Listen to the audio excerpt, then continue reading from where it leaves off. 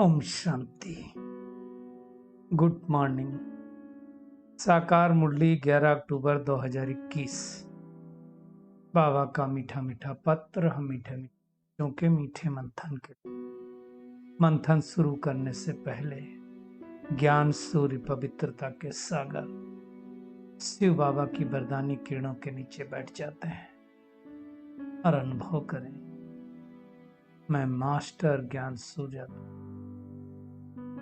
अपने पापों को, विकर्मों को परमात्म किरणों से नष्ट करने वाली कोटों में कोई आत्मा हूं।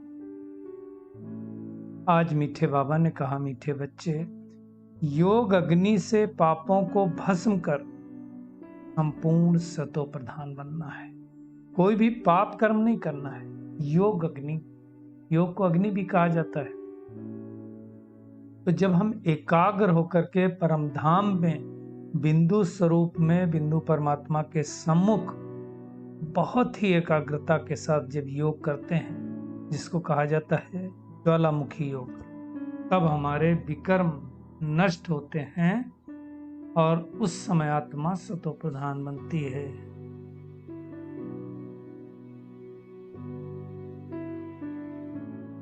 तत्व प्रधान मतलब आत्मा के जो 7 गुण हैं, ज्ञान, पवित्रता, सुख, शांति, प्रेम, आनंद और शक्ति, उसमें 100% प्रधानता आ जाती है।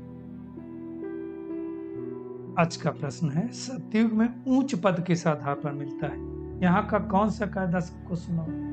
देखिए, बाबा ने स्पष्ट रूप से बहुत बारी कहा हुआ है कि सतयुग में पवित्रता के आधार पर उच्च पद मिलता है। बाबा ने स्पष्ट रूप से कहा, जो पवित्रता की कम धारणा करते हैं वो सतयुग में देरी से आते हैं और पद भी कम पाते हैं। इसलिए बाबा कहते हैं, जब कोई भी आए उनको कायदा सुनो। क्या कायदा सुनो? दे दान तो छूटे ग्रहण, मतलब 5 विकारों का दान दो तो तुम 16 कला संपूर्ण बन जाएंगे। अब बाबा ने कहा कि अपनी दिल पर हाथ रख करके पूछो। क्या पूछो? कि हमारे में कोई विकार तो नहीं है। चेक करें, अपनी अपनी चेकिंग करनी है हमें। रूहानी बाप बच्चों को समझाते हैं कि कैसे मनुष्यों को समझाओ कि अब स्वर्ग की स्थापना हुई। लोगों को लगता नहीं है ना, क्योंकि देखिए, इन नेत्रों से तो दिखाई नहीं देता है। कल बाबा ने जो कहा ना, चमड़ी के नेत्रों से तो दिखाई नहीं देता है। अब ज्ञान रूपी नेत्र से देखने के लिए ज्ञान का रूपी नेत्र चाहिए सबको। तो दुनिया में किसी को समझ में नहीं आता स्वर्ग की स्थापना हो रही। तो बाबा कहते, युक्ति रचो, कैसे समझाओ? बोलो, 5000 वर्ष पहले भी भारत स्वर्ग था, लक्ष्मी नारायण का राज्य था। अब सतयुग जब था तो थोड़े मनुष्य थे। देखिए, कोई अगर साक्षी भाव से देखे तो समझ में आएगा कि बचपन में हमारे कितने थे, अभी कितनी हो गई पॉपुलेशन, रोज के रोज बढ़ रही। बाबा कहते 9-10 लाख रहे होंगे। झाड़ छोटा होता है। अब कलयुग कांत देखो तो कितना बड़ा झाड़, 800 करोड़ आत्माएं है ना। तो बाबा समझाते हैं कि अब इतना बड़ा झाड़ हो गया है तो कलयुग कांत है, इसका मतलब इसका विनाश जरूर होना है ना। ये वही महाभारत लड़ाई है। इस समय ही गीता का भगवान अर्थात निराकार परमात्मा शिव, उन्होंने राजयोग आकर के सिखाया, देवी देवता धर्म की स्थापना की। कब? संगम पर। अनेक धर्मों का विनाश हो जाएगा, फिर एक धर्म रहेगा। 5000 वर्ष पहले भी एक धर्म था और कोई राज्य नहीं था और कोई देश भी नहीं थे, सिर्फ एक भारत खंड था। अभी तो कितने खंड हैं, बात मत पूछो। भारत खंड भी है, ऐसा नहीं कि भारत नहीं, लेकिन उसमें आदि सनातन देवी देवता धर्म तो है ही नहीं ना, प्राय लोप हो जाता है। अब फिर से परमात्मा, जिनको परमपिता कहते हैं, वो ब्रह्मा द्वारा फिर से स्थापना कर रहे हैं। बाद में बाकी सब धर्म विनाश हो जाएंगे। इसलिए ये बात सबको बता देनी स्पष्ट रूप से, ताकि बाद में कोई ना बोले भाई हमें बताया नहीं। होना तो है ही है, इसको तो कोई टाल नहीं सकता है, ड्रामा की भावी है। इसलिए सबको बता दो, ताकि बाद में जब लास्ट समय आए तो कहें, ये मत कहें कि मुझे नहीं पता था। बाबा कहते हैं,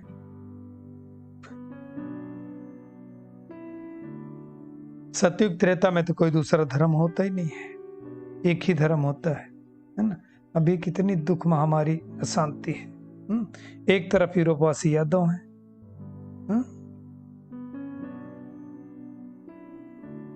तो बाबा कहते 5000 वर्ष पहले इन्होंने भी मुसल मतलब मिसाइल्स का इन्वेंशन किया था। कौरव भी हैं, पांडव भी हैं। पांडव दुनिया में क्या दिखाते? पांडव के मददगार कौन थे? परमात्मा थे ना। कौरव विपरीत बुद्धि थे परमात्मा से, तो विनाश को प्राप्त हुए।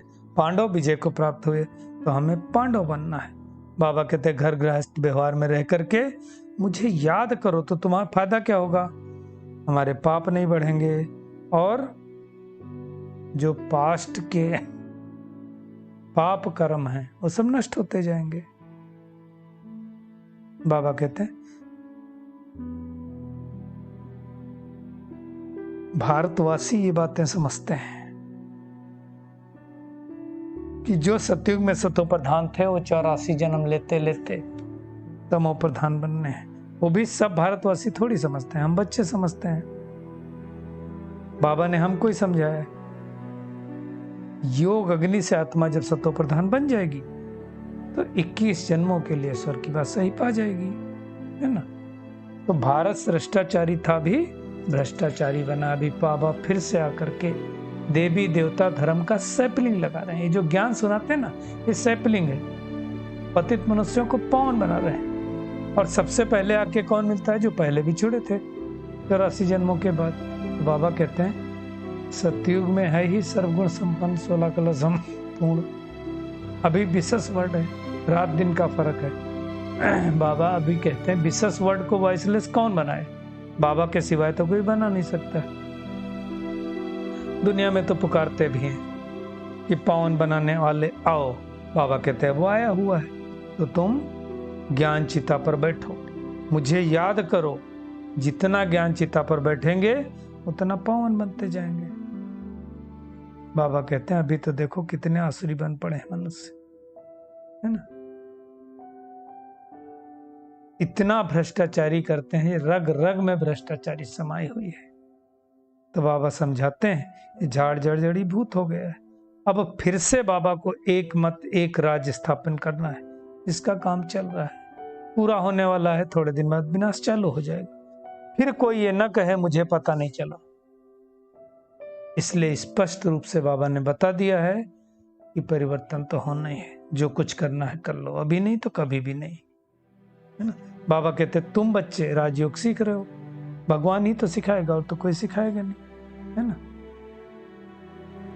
पहले तो नियम था कि 7 रोज बाबा के घर में पूरा रखते थे वहीं, है ना। क्वारंटाइन जैसे अभी कोविड काल में किया ना, तो ऐसे बाबा के घर में क्वारंटाइन, मतलब बाहर की दुनिया से कोई मतलब नहीं। तो फिर क्या होता था? बुद्धि में सब ज्ञान ढंग से बैठता था। बाबा कहते हैं मुख्य बात है तुमको 5 विकारों का दान देना है तो ग्रहण छूटेगा, और कोई तरीका नहीं। फिर हम सर्वगुण संपन्न 16 कला संपूर्ण बन जाएंगे, है ना। ये सब बाबा ही समझाते हैं और कोई थोड़ी समझाता है। बाबा कहते हैं अपने दिल से पूछो कि हम सर्वगुण संपन्न 16 कला संपूर्ण कहां तक बने। नारद का मिसाल है ना, कहा गया ना अपनी शकल देखो कि लक्ष्मी को बर सकते हो। तो बाबा ने कहा एक भी विकार होगा तो लक्ष्मी को नहीं बर पाएंगे। लक्ष्मी को बरना मतलब सतयुग में नहीं जा पाएंगे। इसलिए बाबा ने कहा है कोशिश करते रहो, आत्मा में जो खाद जमा हुई है उसको आग योग अग्नि द्वारा जलाते रहो। जैसे सोने में से जब निकालते हैं ना, आग में ही उसकी खाद निकालते हैं, ऐसे ही योग अग्नि से खाद निकालती जानी। बाबा कहते हैं तीव्र गति से पुरुषार्थ करो, पहले पहले पवित्रता की प्रतिज्ञा करो। जब भगवान आए हैं पावन बनाने, तो फिर विकार में जाएंगे तो पावन कैसे बनेंगे, है ना। ये सब समझने की बात है। बाबा कहते हैं मैं तुम्हारा बाप परमात्मा हूं। भगवान कभी किसी को दुख देने वाला कार्य तो नहीं करेगा ना।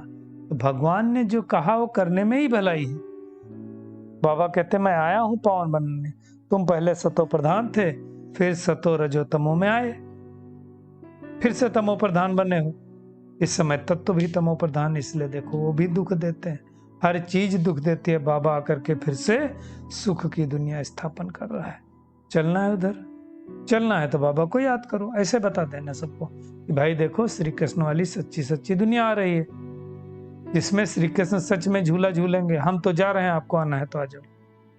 बाबा ने कहा जो जास्ती पुरुषार्थ करते हैं अपना भाग ले रहे हैं, पुरुषार्थ ठीक नहीं करेगा तो 3rd ग्रेड में जाएगा। अब हमें अपनी चेकिंग करना है कि हम किस तरह का पुरुषार्थ कर रहे हैं। बाबा कहते हैं मर्जी तुम्हारी, चाहे मालिक बनो चाहे प्रजा बनो, प्रजा में भी नौकर चाकर तो चाहिए ना। तो स्टूडेंट की चाल चलन से टीचर को पता चल जाता है।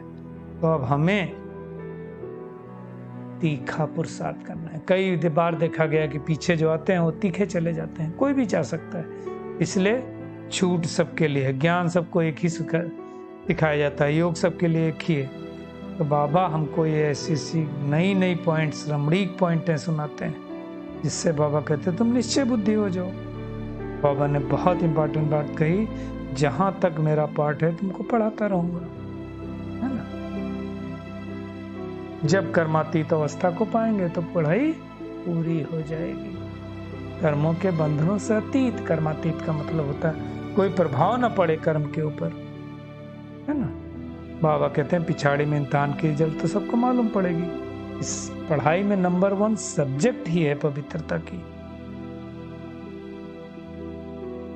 बाबा ने और एक सूक्ष्म बात कही कि जब तक बाबा की याद नहीं रहती, बाप की सर्विस नहीं कर सकते। करेंगे 3 नहीं लगेगा, फायदा क्या।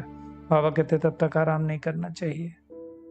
हमारी लड़ाई किसके साथ है? माया के साथ। माया कौन? रावण, जिसके लिए दशहरा मनाते हैं, है ना। दिखाते हैं ना, राम की भगवान की भगवती सीता चुराई गई, बंदरों का लश्कर लिया। ऐसा कैसे हो सकता है यार कि बंदर के द्वारा सब कुछ हो जाए। बंदर बुद्धि जो मनुष्य आत्माएं बन गए, परमात्मा शिव ने उन आत्माओं का साथ लेकर के ये जो पूरी दुनिया लंका बन गई है रावण रूपी, उस लंका के ऊपर, है ना, विश्वास का पुल बांधा। परमात्मा पर निश्चय बुद्धि जिनको हुआ ना, उनका पुल बांध करके और रावण के ऊपर विजय प्राप्त कराई। ये सब समझने की बात है। 5000 वर्ष की बात है, अभी तो कलयुग का अंत है। वही महाभारत महाभारी लड़ाई है। बाबा ने कहा देखो तुम बच्चों को मैं स्वर की बादशाही देता हूं, उन दोनों को आपस में लड़ा देता हूं, माखन तुमको मिल जाता है ना। विश्व के मालिक तुम बनोगे। बाबा कहते मैं नहीं बनूंगा, इसलिए बाबा है निष्काम सेवाधारी। बाबा कहते मैं दाता हूं।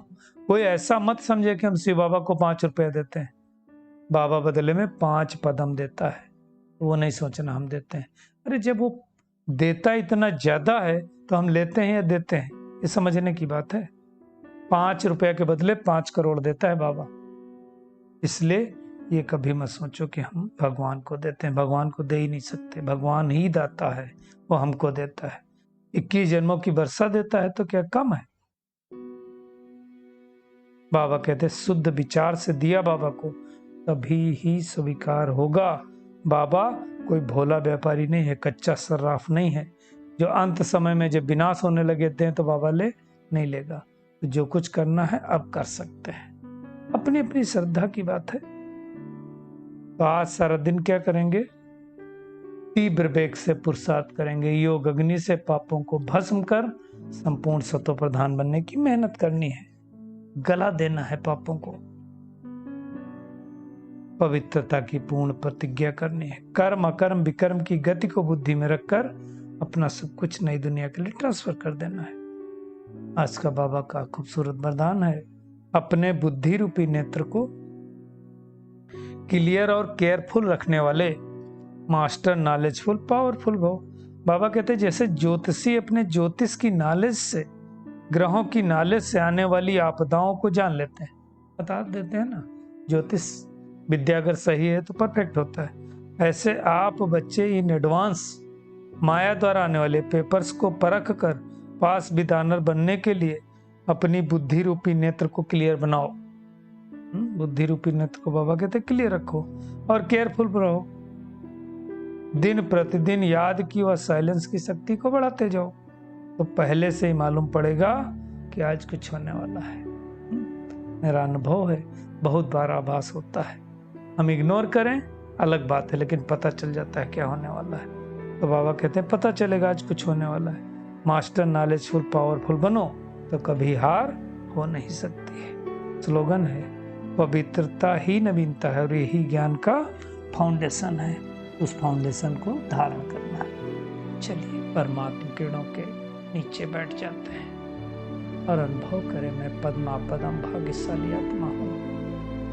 पवित्रता के बल से 21 जन्मों की बादशाही प्राप्त करने वाली आत्मा हूँ। मैं तीव्र गति से योग करके योग अग्नि में अपने विकर्मों को नष्ट करने वाली आत्मा हूँ।